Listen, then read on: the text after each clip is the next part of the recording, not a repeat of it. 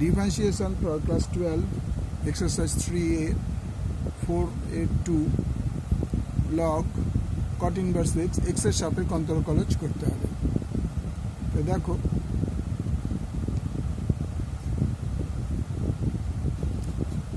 ddx log cot inverse x এর মধ্যে আমরা কি লিখতে পারি 1 by cot inverse x into ddx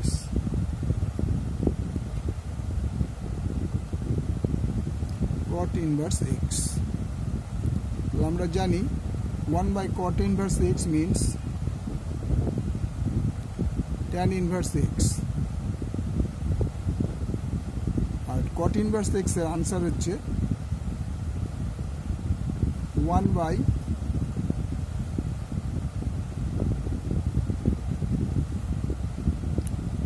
one by 1 plus x square